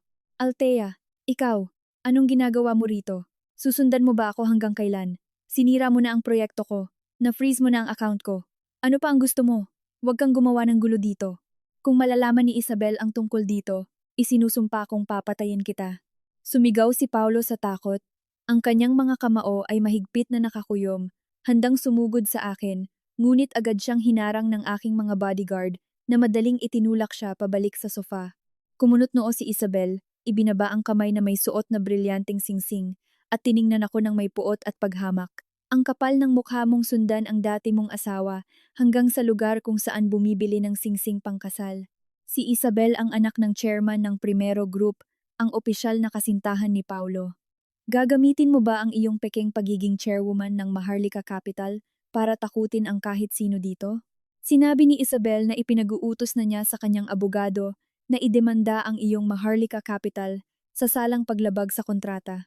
Malapit ka ng makulong, kaya huwag kang mag-inerte dyan. Paulo, tawagin mo ang mga guwardiya para palayasin siya. Huwag mong hayaang sirain niya ang ating pamimili. Sila talaga ay mga palakang nakaupo sa ilalim ng isang bao. Ang kanyang ama, ang kagalang-galang na chairman ng Primero Group, ay siguradong abala ngayon sa paghahanap ng pondo para takpan ang malaking butas na iniwan ng Maharlika Capital, kaya wala siyang panahon para idemanda ako. Dahan-dahan akong lumapit sa harap ni Isabel, tiningnan ang brilyante sa kanyang kamay, at pagkatapos ay lumingon sa manager ng tindahan, magkano ang singsing na ito? Kunin ko ito, babayaran ko gamit ang aking card. Mula sa sandaling ito, ayokong makita ang anumang bagay sa tindahang ito na ibinebenta sa mga taong walang kakayahang magbayad. Nababaliw ka na, Althea. Ang singsing na ito ay may deposito na para kay Isabel. Anong karapatan mong bilhin ito? Akala mo ba dahil may kaunting pera ka ay magagawa mo na ang lahat ng gusto mo? Si Isabel ay anak ng chairman ng Primero Group. Kung gagalawin mo siya, hindi ka patatawarin ng pamilya niya. Anong karapatan? Bahagya akong natawa at sinenyasan ng manager. Yumuko ang manager at malakas na ipinahayag sa harap ni Paulo at Isabel na ang Maharlika Capital ang may-ari ng chain ng alahas na ito at may karapatan akong tanggihan ang serbisyo sa sinumang customer. Kasabay nito, kinuha ko mula sa aking bag ang isang tumpok ng mga dokumento at inihagis ito sa mesa sa harap ni Paulo. Imulat mo ang iyong mga mata at tingnan mo, Paulo. Ito ang demand letter mula sa mga loan shark kung saan mo isinangla ang titulo ng condominium para bumili ng singsing. At ito ang opisyal na sulat mula sa Primero Group. Kakatanggal lang sa iyo ng iyong magiging biyenan sa posisyon ng Regional Director at idinemanda ka pa sa korte sa salang pag-abuso sa posisyon na nagdulot ng malubhang pinsala sa kumpanya. Sa tingin mo ba ay ipapakasal niya ang kanyang nag-iisang anak sa isang taong bangkarote na may utang na 10-10 bilyong piso at malapit pang makulong? Mahal na manugang, ang iyong pangarap na maging mayaman ay opisyal nang nagtatapos dito. Ang aking hatol ay umalingaw-ngaw ng malamig. Tuluyang winasak ang huling hibla ng dignidad ni Paulo. Sumigaw si Aling Corazon sa takot at hinimatay. At si Paulo, napaluhod siya sa kumikinang na sahig ng tindahan. Hinawakan ang kanyang ulo at sumigaw sa desperasyon na parang isang hayop na nasukol. Ang pagtatagpo ay nagtapos sa ganap na pagbagsak ng mga taong walang awang yumurak sa akin. Unang Lunes ng linggo, ang kapaligiran sa punong tanggapan ng Primero Group ay mabigat na parang may paparating na malaking bagyo. Ang pagyanig mula sa anunsyo ng Maharlika Capital na ititigil ang paglalabas ng pondo ay lumikha ng isang nakakatakot na domino effect. Ang presyo ng stock ng Primero Group sa stock market ay bumulusok, nawalan ng libu-libong bilyong piso. Sa loob lamang ng ilang oras ng umagang kalakalan, ang mga malalaking shareholder ay patuloy na tumatawag upang magbigay ng pressure. Ang mga kontraktor ay nagsimulang magwelga at maningil ng utang, at ang media ay puspusang nag-uulat tungkol sa panganib ng pagkalugi ng isang imperyo sa real estate. Siyempre, lahat ng sisi ay nakatutok sa taong direktang pumirma at sumira sa kritikal na kasunduan sa pakikipagtulungan, ang Regional Director na si Paulo Valdez. Umiinom ako ng mamahaling tsaa sa aking opisina sa pinakamataas na palapag ng Maharlika Tower. Ang screen ng computer sa aking harapan ay nagpapakita ng stock chart ng Primero Group na nalulunod sa pula. Lahat ay gumagana ng may ganap na katumpakan na parang isang gilotina. Ang hangin ay sa wakas ay haharapin ng bagyo.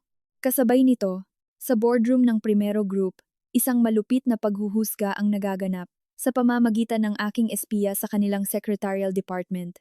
Alam ko ang bawat detalye ng pulong. Ang chairman ng kumpanya, na dating nangako na ipakasal ang kanyang anak kay Paulo, ay naging isang mabangis na hayop na nasukol, handang lapain ang sinumang nagdulot ng malaking kapahamakan. Hindi nagtagal, ang audio recording ng desperadong tawag ni Paulo sa kanyang ina ay na-intercept ng aking sistema. Nanay, tulungan ninyo ako. Kakahagis lang ng chairman ng isang makapal na folder sa mukha ko sa harap ng 12-dosenang miyembro ng board. Minura niya ako, tinawag na walang silbi, isang tangang uod na nangahas na lokohin ang kumpanya para kumita sa komisyon ng mga materyales. Hindi niya man lang pinakinggan ang aking paliwanag. Agad nila akong tinanggal sa trabaho. At hindi lang iyon, ipinasa nila sa akin ang lahat ng responsibilidad sa pagbabayad ng kontrata. 50 bilyong piso, Nay. 50 bilyon ang multa na pinirmahan ko bilang personal na garantiya sa Maharlika Capital. Sabi nila kung hindi ko mababayaran sa loob ng 3 araw, ipapasa nila ang kaso sa mga investigador para sa kasong pandaraya at estafa. Malapit na akong makulong, Nay. Diyos ko po! Paulo, anak, ano ang sinasabi mo? 50 bilyon. Kahit ipagbili ko pa ang buhay ko, hindi aabot sa ganyang halaga. Paano si Isabel? Ang magiging asawa mo, nasaan siya? Siya ang nag-iisang anak ng chairman. Lumuhod ka sa kanya, pakiusapan mo siya, hilingin mong kausapin niya ang tatay niya. Magiging mag-asawa na kayo, hindi ba titingnan ka na lang niyang makulong? Napakagaling ng anak ko, paano niya magagawang sirain ka? Huwag mo nang banggitin ang babaeng iyon. Kanina, hinanap ko siya sa lobby. Tiningnan niya ako na parang isang tumpok ng basura. Sinabi niyang hindi siya kailanman magpapakasal sa isang taong walang trabaho, baon sa utang na 50 bilyon at malapit ng maging kriminal. Sinabi niyang ipinagbawal na ako ng tatay niya na lumapit sa kanya. Mga walang hiya, lahat sila ay mga ahas. Noong dinala ko ang malaking kontrata, itinuring nila akong hari. Ngayong nagkaproblema, itinapon nila ako sa putik. Nay, ang titulo ng bahay natin ay naisang lako na sa mga loan shark. Kumuha ako ng 5 milyon para sa brilyanteng singsing na ninakaw naman ni Althea. Tumawag ang mga goons, nagbabantang pupunta sa bahay para putulin ang aking kamay. Ipunin mo lahat ng ipon, alahas sa bahay, at ibigay mo sa akin para makatakas ako. Kung hindi, mamamatay ako. Anak ko. Ang mga ipon sa bahay ay nagastos ko na sa pagbili ng mga mamahaling damit, bag, at pag-spa kasama ang mga kaibigan. Sinabi mong direktor ka na at hindi mauubusan ng pera kaya ako naglakas loob na gumastos. Saan ako kukuha ng pera ngayon? Lahat ng ito ay dahil kay Althea, dahil sa malas na iyon. Mula nang umalis siya sa bahay na ito, bumagsak ang pamilya natin. Siguradong kinulam niya tayo. Isinumpa niya ang pamilya natin kaya kami namalas. Kailangan ko siyang hanapin. Kailangan ko siyang lapain. Sa pakikinig sa mga walang katuturang paninisi ni Aling Corazon, napailing na lang ako sa awa. Kapag ang mga tao ay nahaharap sa trahedya na sila mismo ang lumikha, sa halip na aminin ang kanilang pagkakamali, palagi silang naghahanap ng ibang masisisi. Hindi pa rin niya maintindihan na kung ano ang iyong itinanim, iyon din ang iyong aanihin. Ang dinaranas nila ng kanyang anak ay ang presyo na kailangan nilang bayaran para sa kanilang kalupitan at kawalan ng utang na loob sa akin sa loob ng 7 taon. 50 bilyong piso bilang bayad pinsala, kasama ang 5 milyong utang sa mga loan shark. Isang kabuuang 55 bilyon, isang napakalaking halaga na sapat para durugin ang sinuman, lalo na ang isang walang kakayahang, mayabang ngunit hungkag na tulad ni Paulo. Ang tsunami ay talagang dumating. Tinangay ang upuan ng direktor, tinangay ang mayamang asawa, at tinangay din ang katawatawang kayabangan ng taksil na lalaki. Ngunit hindi pa iyon sapat para sa akin. Gusto kong makita siyang desperadong naghahanap ng salbabida, para lamang matuklasan na ang buong mundo ay tumalikod na sa kanya. Tulad ng kung paano niya ako tinalikuran sa gitna ng malamig na ulan, pinindot ko ang tawag para kay Ginoong Cruz at nagbigay ng bagong utos. Iutos sa lahat ng financial partners, mga bangko sa network ng Maharlika Capital, na huwag magbigay ng anumang uri ng pautang sa pangalang Paulo Valdez. Ang pader ng paghihiwalay ay itinaas pa. Isinara ang lahat ng daan para sa aking walang kwentang dating asawa. Pumasok ang Maynila sa mga araw ng matinding init. Ang nakakapasong init mula sa aspalto ay lalong nagpapabigat sa pakiramdam. Si Paulo ngayon ay parang isang ligaw na aso na nasukol. Tumatakbo kung saan-saan, kumakatok sa bawat bangko, naghahanap ng bawat kakilala para umutang. Ngunit habang lalo siyang nagpupumiglas, lalong humihigpit ang hindi nakikitang lubid na ipinulupot ko sa kanyang leeg. Isang tanghali, habang sinusuri ko ang mga financial report, nakatanggap ako ng isang audio recording mula sa sistema ng pagsubaybay na naka-install sa telepono ng aking biyenan. Tumatawag siya sa mga malalapit na kamag-anak para humingi ng tulong. Ang mismong mga taong dumalo sa promotion party, nakisali sa panlalait, at pagpapalaya sa akin, wala pang isang buwan ang nakalipas. Tia, ako ito, ang hipag mo. Naaalala mo ba noong party ni Paulo? Sinabi mong kung may kailangan akong tulong, tawagan lang kita. Nagkakaproblema ang anak kong si Paulo sa kumpanya. Kailangan niya ng malaking pera. Pwede mo ba akong pautangin ng 1 milyon? Sa ilang araw, kapag naging maayos na ang proyekto, babayaran ka niya ng doble kasama ang interes. Tulungan mo naman ako sa panahong ito ng kagipitan. Ano? Sabi mo nasa time deposit ang pera mo at hindi mo pa mawi-withdraw? Huwag kang magsinungaling. Noong isang araw, ipinagmalaki mong naibenta mo ang lupa sa probinsya sa halagang 3 milyon. Natatakot kang hindi ka namin bayaran, tama ba? Diyos ko, napakawalang utang na loob. Noong direktor pa ang anak ko, nagdala ka pa ng mga regalo para ipasok ang anak mo sa trabaho. Ngayong naghihirap kami, tinalikuran mo na kami na parang hindi magkakilala. Sige, hindi na ako hihiram sa iyo. Tatawagan ko si Tio. Tio, ako ito. Pautangin mo naman ako para mailigtas si Paulo. Binuhusan ng mga goons ng bagoong ang bahay namin. Nagbabanta silang kukunin ang bahay namin mamayang hapon. Kahit magkano, ipahiram mo sa akin. Ano? Ang asawa mo ay nasa ospital at kailangan ng pera para sa operasyon? Huwag kang magsinungaling. Kahapon lang, nakita kong nag-post ang asawa mo sa social media na namimili sa supermarket. Nagkakaisa kayong lahat para i-boycott kami, tama ba? Mga walang hiya, mga walang utang na loob. Nakalimutan niyo na ba kung paano ko kayo tinulungan noon? Ngayong naghihirap kami, pinagtutulungan ninyo kami. Sige, hintayin ninyo. Kapag nalampasan ng anak kong si Paulo ang pagsubok na ito, hindi niya kayo patatawarin. Sa pakikinig sa desperadong pag-iyak at paninisi ni Aling Corazon, napangisi ako ng malamig. Ang mga kamag-anak na iyon ay likas na sakim. Noong nasa tuktok si Paulo, dumapo sila na parang mga langaw sa pulot. Ngunit nang malaman nilang nagkasala siya sa Maharlika Capital, may daladalang malaking utang at tinanggal sa Primero Group, agad silang lumayo, natatakot na madamay. Ang pamilya sa kanilang mga mata ay sinusukat lamang sa pamamagitan ng pera. Sa kabilang banda, ang sitwasyon ni Paulo ay mas malala pa. Nagpunta na siya sa 5 pinakamalaking bangko sa lungsod. Dala ang kanyang lumang payslip, papeles ng sasakyan, lahat ng maaaring isangla, ngunit lahat ay tumanggap ng malamig na pagtanggi mula sa mga branch manager. Bakit hindi ako maaprubahan? Malinis ang aking record, malinaw ang aking mga collateral, bakit kayo tumatanggi? Alam niyo ba na dati akong regional director ng Primero Group? Ilang buwan lang ang nakalipas, naguunahan pa kayong tawagan ako para mag-alok ng credit card at pautang. Bakit ngayon ay nagbago na kayo? Sino ang nag-utos na i-blacklist ako sa buong sistema ng pagbabangko? Sabihin ninyo, ano, ang aking profile ay may black mark sa National Credit Information System, CIC, dahil sa kahilingan ng Maharlika Capital. Althea, si Althea na naman. Ang masamang babaeng iyon. Gusto niya talagang isara ang lahat ng daan para sa akin.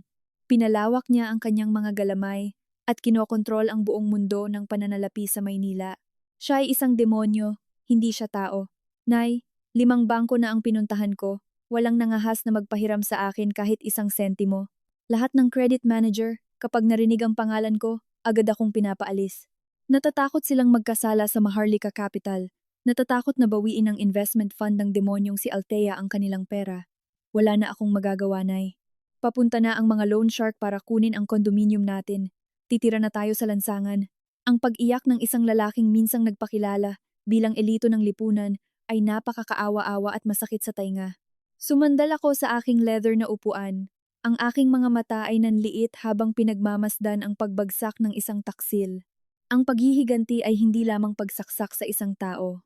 Ang pinakamataas na uri ng paghihiganti ay ang pagputol sa bawat salbabida ng kalaban. Itulak sila sa pinakamalalim na tubig, hayaan silang magpumiglas, at sumigaw. Makita ang pampang ngunit hindi kailanman makarating. Kailangang maranasan ni Paulo ang sukdulang pakiramdam ng kawalan ng magawa, kalungkutan, at pagkakasakal na naranasan niya 7 taon na ang nakalipas nang habulin siya ng mga kolektor. Ang pagkakaiba lang ay sa pagkakataong ito, wala ng isang hangal na babaeng nagngangalang Althea na handang isakripisyo ang kanyang kinabukasan para protektahan at pasanin siya. Sa sandaling iyon, tumunog ang aking telepono.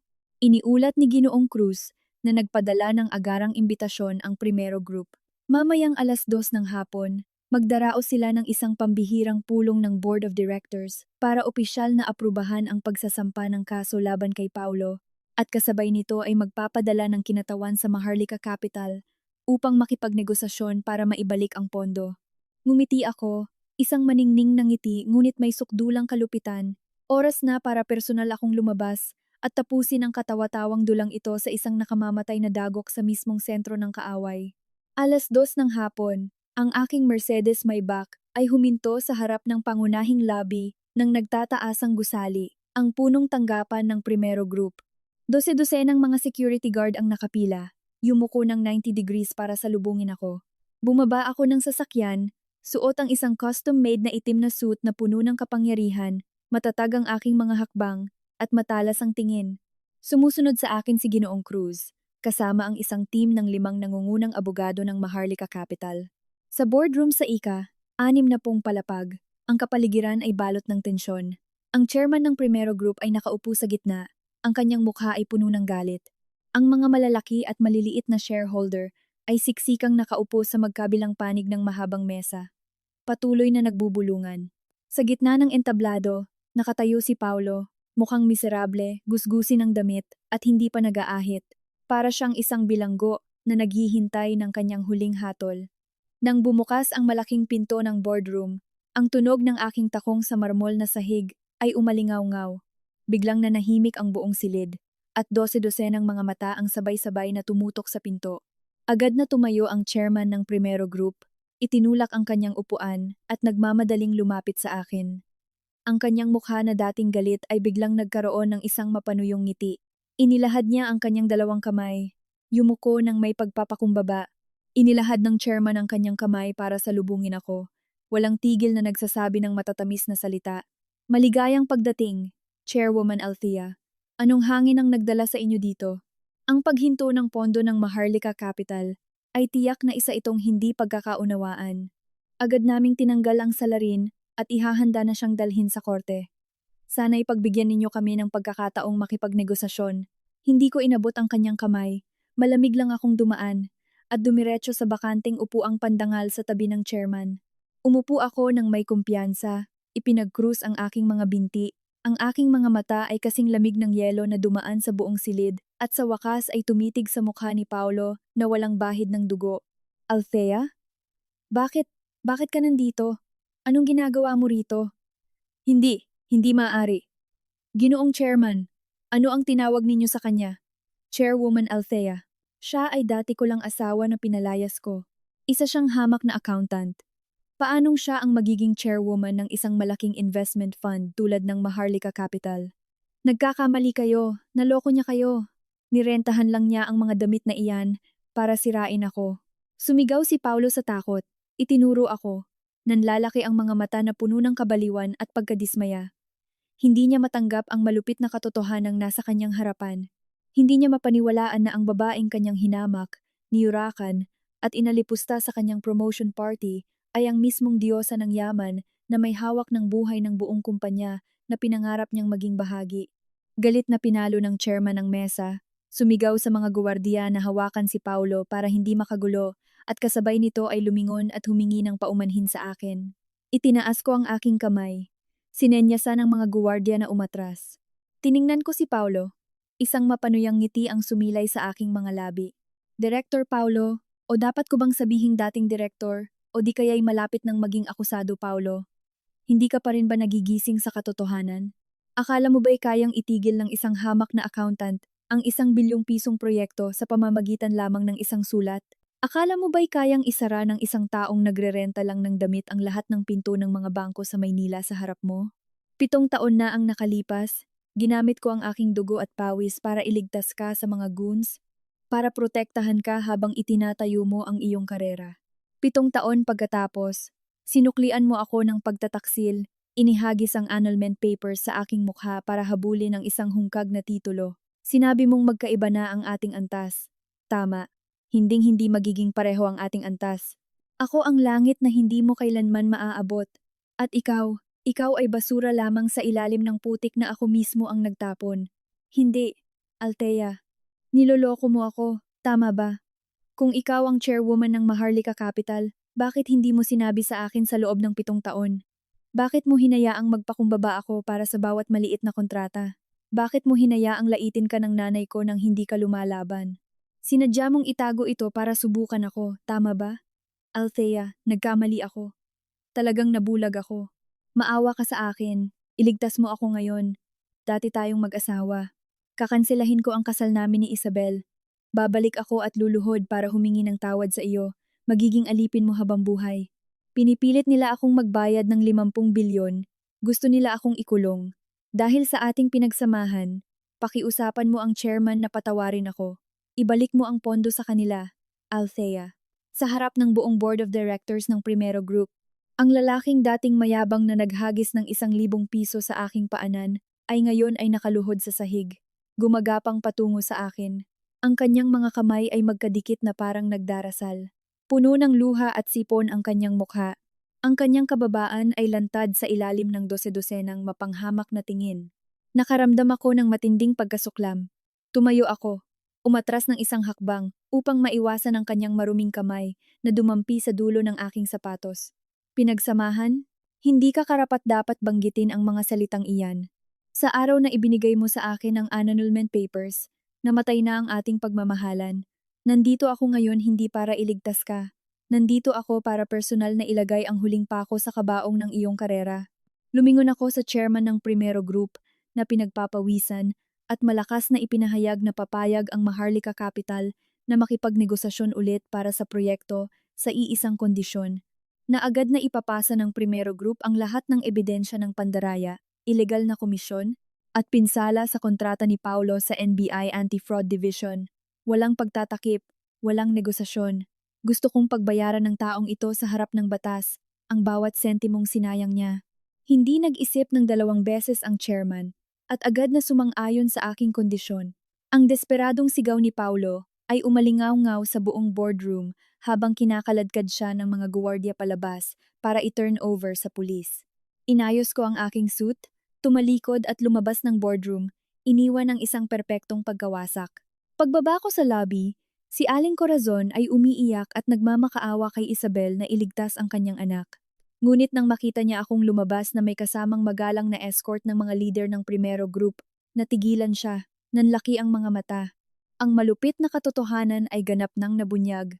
Winasak ang lahat ng ilusyon ng pamilyang iyon na walang utang na loob. Ang katapusan para sa kanila ay itinakda ko gamit ang absolutong kapangyarihan. Habang dahan-dahan akong lumalabas mula sa VIP elevator ng Primero Group, isang napakagulong tanawin ang sumalubong sa akin sa marangyang lobby. Ang trahedya ng pamilya Valdez ay umabot na sa pinakamasakit na katapusan. Si Aling Corazon, ang babaeng ilang araw lang ang nakalipas, ay nagpapasikat sa kanyang mga mamahaling damit sa mga mall at salon, ay ngayon ay nakaluhod sa malamig na sahig. Magulo ang kanyang buhok, ang kanyang mukha ay puno ng luha, at ang kanyang mga kamay ay mahigpit na nakakapit sa laylayan ng mamahaling bestida ni Isabel. Ang batang binibini ay hindi na nagpakita ng lambing. Bagkus ay isang malamig na mukha na puno ng pagkasuklam. Paulit-ulit na umatras si Isabel. Pilit na inaalis ang kanyang bestida mula sa nanginginig na kamay ng aking dating biyanan. Isabel, anak, nagmamakaawa ako sa iyo. Ikaw ang magiging asawa ng anak kong si Paulo. Nagpili na kayo ng singsing. Nagplano na kayo para sa inyong kinabukasan. Paano mo magagawang tingnan siyang mamatay nang hindi tumutulong? Mahal ka talaga ni Paulo. Dahil sa iyo, tinalikuran niya ang dati niyang asawa. Ngayon, tinanggal siya ng tatay mo. Pinagbabayad ng 50 bilyon at ipapakulong pa. Kung makukulong siya, para na ring patay. Kausapin mo naman ang tatay mo. Dahil sa inyong pinagsamahan, pakiusapan mo siyang bawiin ang kaso. Luluhod ako sa iyo. habang buhay na magiging utang na loob sa iyo ng pamilya Valdez. Hindi maitago ni Isabel ang kanyang pagkasuklam at malakas na sinipa ang kamay ni Aling Corazon. Ang kanyang matinis na boses ay umalingaw-ngaw sa buong labi, sinasabing hindi niya kailanman binalak na pakasalan ang isang walang kwentang taong baon sa utang tulad ni Paulo. Ipinahayag niyang si Paulo ay isang kasangkapan lamang na ginamit ng kanyang ama habang kulang sila sa tauhan, at ngayong naging salarin na siya, ang kasal ay isa na lamang katatawanan. Ang mga salita ni Isabel ay parang libo-libong karayom na tumusok sa tainga ni Aling Corazon. Winasak ang kanyang pangarap na maging isang mayaman. Kasabay nito, mula sa umiikot na pinto ng gusali, isang grupo ng mga pulis mula sa NBI Anti-Fraud Division ang pumasok. Sumusunod sa kanila ang 2 security guard na umaalalay kay Paulo mula sa itaas. Ang malamig na posas ay nakakandado sa mga pulso ng dating mayabang na direktor. Nakayuko si Paulo, hindi makalakad ng maayos. Halos kaladkarin na sa sahig. Nang makita ang tanawing iyon, sumigaw si Aling Corazon ng napakalakas. Sinubukan niyang tumayo, ngunit agad siyang hinarang ng mga pulis. Nanay, tulungan ninyo ako. Tawagan ninyo ang mga kamag-anak. Ibenta ninyo lahat ng lupa sa probinsya para iligtas ako. Ayokong makulong. Sumusunod lang ako sa utos. Wala akong alam sa eksklusibong kontrata ng Maharlika Capital. Lahat ng ito ay dahil kay Althea. Ang demonyong iyon ang naglagay ng bitag para sa akin. Sir Chairman, bigyan ninyo ako ng isa pang pagkakataon. Isabel, iligtas mo ako. Nagpupumiglas si Paulo sa kawalan ng pag-asa. Walang tigil na sumisigaw ng mga walang katuturang paninisi. Hindi pa rin niya kinikilala ang kanyang kasakiman at kamangmangan, at desperadong kumakapit sa mga pangalan sa paligid. Ngunit walang sumasagot. Ang mga empleyado ng Primero Group ay tinitingnan lang siya ng may paghamak at awa. Sa sandaling iyon, ang galit na mga mata ni Aling Corazon ay napadako sa akin. Nakatayo ako roon, kalmadong pinagmamasdan ang lahat sa tabi ng chairman na yumuyuko sa akin. Nang mapagtanto niya na ang makapangyarihang babaeng iginagalang ng lahat ay ang dati niyang manugang na pinalayas niya, nanlaki ang mga mata ni Aling Corazon. Itinuro niya ako. Nanginginig ang daliri. Ang katotohanan ay masyadong masakit para sa isang pusong puno ng kasakiman at inggit. Ikaw, Althea, ikaw nga. Ikaw ang chairwoman ng Maharlika Capital. Ikaw ang nasa likod ng lahat ng ito. Sinira mo ang trabaho ng anak ko. Na-freeze mo ang aming mga account. Ipinakulong mo ang anak ko. Ikaw na ahas. Demonyo ka. Ibalik mo ang karera ng anak ko. Papatayin kita.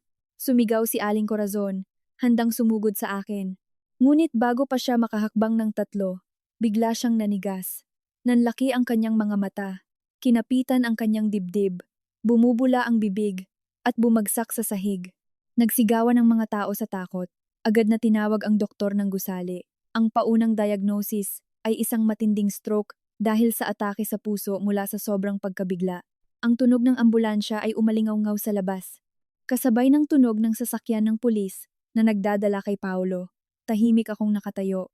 Pinanood ang stretcher na nagdadala kay Aling Corazon na dumaan sa aking harapan. At pagkatapos ay pinanood ang sasakyan na nagdadala sa aking dating asawa na mawala sa kanto. Ngunit hindi pa doon natatapos ang parusa. Nang hapong iyon, ang execution team ng bangko at 12-dosenang mga goons mula sa mga loan shark ay sumugod sa condominium ni Paulo. Sinira nila at sinelyuhan ang lahat ng ari-arian. Inihagis ang lahat ng damit at personal na gamit ng mag-ina sa pasilyo. Tulad ng kung paano inihagis ni Aling Corazon ang aking mga gamit sa gabing iyon ng aming hiwalayan. Ang pamilyang dating tumatawa sa akin, na nagpakilala bilang mga mayayaman, ay opisyal nang nawasak, dinurog sa ilalim ng gulong ng karma, na ako mismo ang nagpaandar. Walang himala na magliligtas sa mga taong ipinagbili ang kanilang sariling konsensya. Muling umulan ng malakas sa Maynila ng hapong iyon. Ang mabibigat na patak ng ulan ay bumuhos, tumatama sa mga puno sa paligid ng aking pribadong villa sa tabi ng ilog. Nakatayo ako sa harap ng salaming bintana mula sa 2 palapag. Hawak ang isang kupita ng pulang alak, tahimik na pinagmamasdan ang bakal na gate na mahigpit na nakasara. Ang tanawin ng maulang gabi ngayon ay nagpaalala sa akin ng maulang gabi 7 taon na ang nakalipas nang isinanglako ang titulo ng lupa para iligtas si Paulo, at ang maulang gabi kamakailan lamang nang hilahin ko ang aking maleta palabas ng bahay na may hawak na malamig na annulment papers. Talagang mahilig sa pag-uulit ang tadhana, ngunit sa pagkakataong ito, ang mga posisyon ay ganap na nagkapalit. Sa ilalim ng puting tabing ng ulan sa labas ng gate, may dalawang taong nakaluhod sa basang sahig. Si Paulo, matapos ang ilang araw sa kustodiya, ay nagbayad ng piyansa para pansamantalang makalaya habang naghihintay ng paglilitis. Sa tabi niya ay si Aling Corazon. Kakalabas lang sa ospital matapos ang kanyang stroke, ang kanang bahagi ng kanyang katawan ay paralisado na, nakaupo sa isang lumang wheelchair, suot ang isang sirang salakot para sa ulan. 5 oras na silang naghihintay sa labas ng aking gate, sa kabila ng malakas na bagyo. Alam nilang ang tanging tao sa mundo na may kapangyarihang bawiin ang kaso para sa 50 bilyong bayad pinsala. Ang tanging makapagliligtas kay Paulo mula sa 15 taong sentensya ay ako lamang. Sinenyasan ko si Ginoong Cruz at ang mga guwardiya na sundan ako pababa. Nang dahan-dahang bumukas ang gate, si Paulo at Aling Corazon ay parang nakakita ng huling pag-asa. Lumapit sila, umiiyak. Althea, Althea, nagmamakaawa ako sa'yo. Tingnan mo ako, alam kong nagkasala ako. Isa akong walang kwentang hayop. Nabulag ako kaya hindi ko nakita ang pinakamahalagang hiyas ng aking buhay, na ikaw. Dahil sa 7 taon nating pinagsamahan, sa mga lugaw na inihanda mo para sa akin noong may sakit ako, bigyan mo ako ng isa pang pagkakataon. Sabi ng pulis, kung hindi mo babawiin ang kaso, makukulong ako ng 15 taon. Hindi ko kayang makulong, Althea. Kung papasok ako doon, tapos na ang buhay ko. Saktan mo ako, murahin, gawin mong alipin basta wag mo akong itulak sa kamatayan. Althea, anak, nagmamakaawa ako. Nagkamali ako. Nabulag ako kaya naging masama ako sa'yo. Paralisado na ang kalahati ng aking katawan. Sabi ng doktor, hindi na ako magtatagal. Kung makukulong si Paulo, sino ang mag-aalaga sa akin? Sino ang magpapakain at mag-aasikaso sa akin? Patawarin mo na siya, anak. Ituring mong isang mabuting gawa. Nagmamakaawa ako sa iyo. Ang mga salita ni Aling Corazon ay putol-putol dahil sa kanyang pag-iyak at sa kanyang tabinging bibig. Patuloy niyang inuuntog ang kanyang ulo sa wheelchair. Si Paulo naman ay nakaluhod sa putik. Puno ng dumi ang kanyang mukha at damit. Isang napakalungkot na tanawin. Kung hindi alam ng isang tagalabas ang kwento, marahil ay tatawagin nila akong isang babaeng walang puso. Ngunit nakatayo ako roon, sa ilalim ng isang malaking payong, ang aking mukha ay walang emosyon. Ang kanilang pagsisisi ay hindi dahil sa kanilang pagkakamali, kundi dahil sa takot sa parusa. Kung ngayon ay hindi ako ang chairwoman ng Maharlika Capital, kung isa lang akong walang pera, ako ang nalulunod ngayon sa malamig na ulan. At sila ay magpapatuloy na magdiwang sa aking pagbagsak. Pinagsamahan ng 7 taon? Mga lugaw noong may sakit? Nakakatawa ba kayo?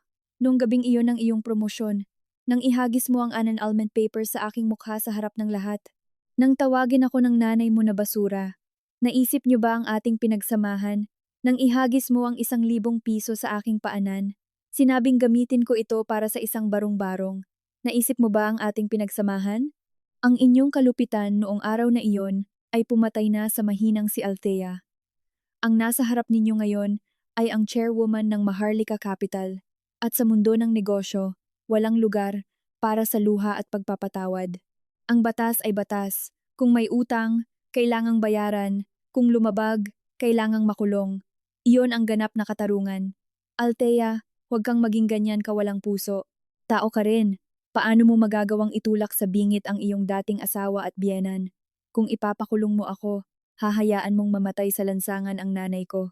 Makakatulog ka ba ng mahimbing? Ang 50 bilyon ay barya lang sa iyo. Kung babawiin mo ang kaso, wala namang mawawala sa iyo. Itinutulak mo kami sa kamatayan. Hindi ka ba natatakot sa ganti ng langit? Muling lumabas ang pagiging makasarili at duwag ni Paulo nang makita niyang hindi gumagana ang kanyang pagmamakaawa. Nagsimula siyang manisi, gamit ang peking moralidad para kondenahin ako. Natawa ako ng malakas. Isang masaya at mapanuyang tawa ang umalingaw-ngaw. Lumapit ako, ang aking mga mata ay kasing lamig ng kutsilyo.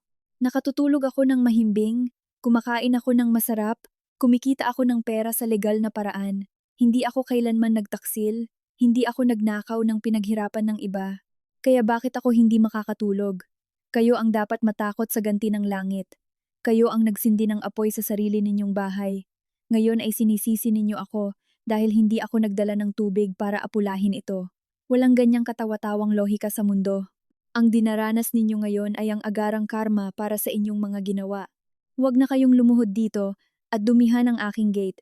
Ipunin ninyo ang inyong lakas para sa korte. Guwardiya, isara ang gate. Mula ngayon, kung makikita pa ninyo ang dalawang ito dito, tawagan agad ang pulis sa salang panggugulo. Tumalikod ako. Iniwan ang mga desperadong sigaw ni Paulo at Aling Corazon. Dahan-dahang sumara ang bakal na gate, ang dalawang mabigat na pinto ay nag-umpugan, lumikha ng isang tuyong tunog, tuluyang pinuputol ang huling pag-asa ng mga taksil. Ang putik sa kanilang paanan, ang libingang sila mismo ang humukay. 3 buwan matapos ang malagim na bagyong iyon, naganap ang paglilitis sa kasong pandaraya, estafa, at malubhang paglabag sa kontrata ng Primero Group. Hindi ako personal na dumalo. Nagpadala lamang ako ng grupo ng mga abogado mula sa Maharlika Capital. Habang nakikinig sa live report, ipinikit ko ang aking mga mata sa aking opisina, iniisip ang pagpalo ng martilyo ng hukom. Ang tunog na iyon ang nagtakda sa kapalaran ni Paulo.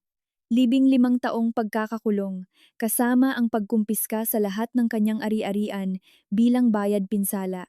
Ang lalaking minsang buong pagmamalaking tumayo sa entablado, ngayon ay nakasuot na ng uniforme ng bilanggo, nakaposas, at sumakay sa sasakyan ng Bureau of Corrections, sinisimulan ang kanyang mahabang pagbabayad sala.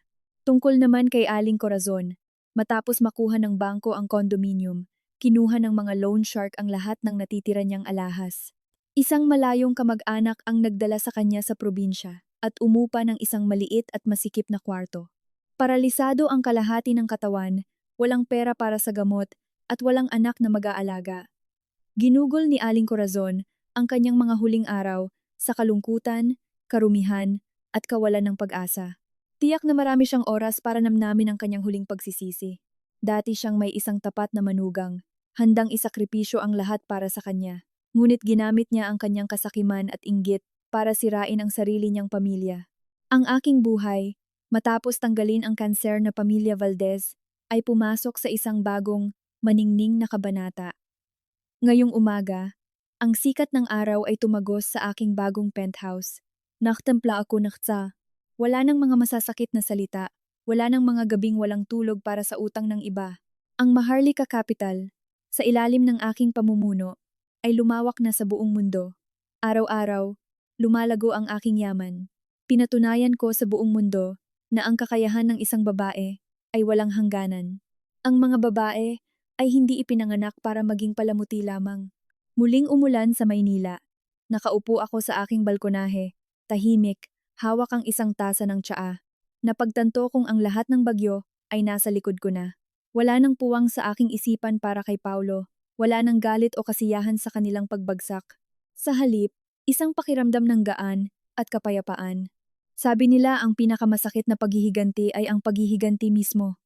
Ngunit nang nasa tuktok na ako at nakita silang bumagsak, napagtanto kong ang pinakamataas na antas ng paghihiganti ay ang pagpapalaya.